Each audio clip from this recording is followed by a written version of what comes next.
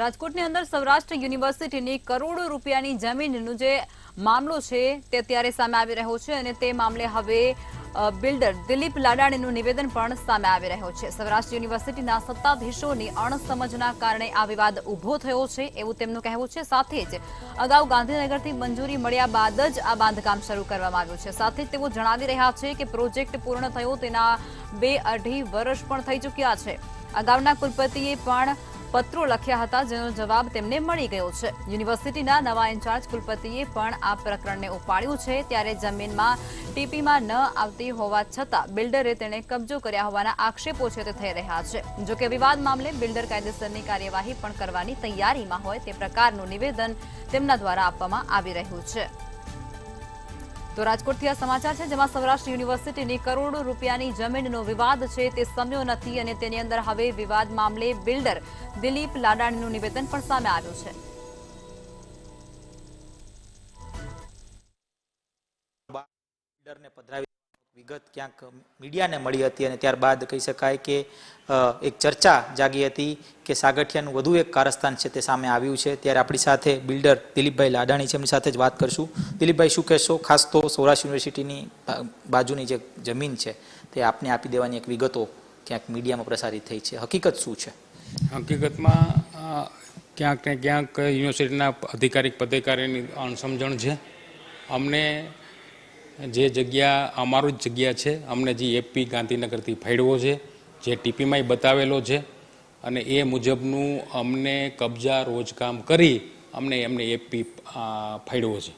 એટલે આમાં આપી દેવાની કે કોઈ પ્રશ્ન જ નથી ઊભો થતો।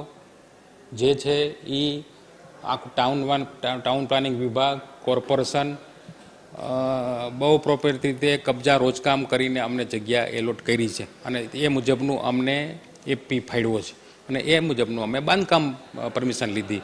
એટલે યુનિવર્સિટીની ના પદાધિકારી અધિકારીની ના અણસમજણને કારણે આ વિવાદનું વાત આવી છે।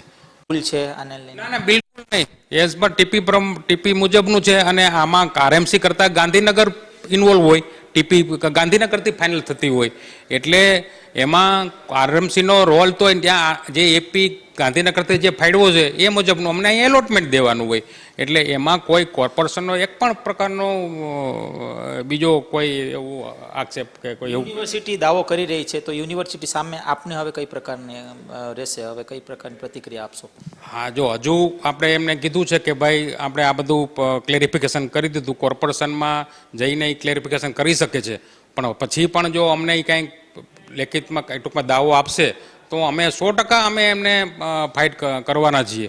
55 વર્ષ પહેલા યુનિવર્સિટીને આ જમીન છે તે ફાળવવામાં આવી છે, આવી વાત યુનિવર્સિટીના સત્તાધીશો કરી રહ્યા છે, શું કહેશો? કુલપતિ કહી રહ્યા છે યુનિવર્સિટીની 55 વર્ષ પહેલાં જગ્યા ત્યાં ફાળવવામાં આવી છે, આઈપી પણ છે, એમાં કોઈ પ્રશ્ન નથી। પણ 55 વર્ષ પહેલાં ક્યાંય ટીપી કે એવું ત્યાં હતું નહીં, આજુબાજુ ખાલી યુનિવર્સિટીની જગ્યા હતી।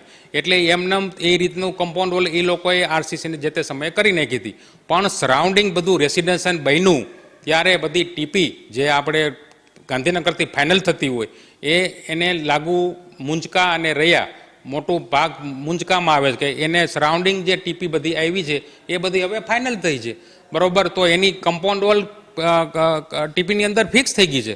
તો એને ખરેખર યુનિવર્સિટીએ પેલું મોટું કામ એ કરવું જોઈએ કે કોર્પોરેશન સાથે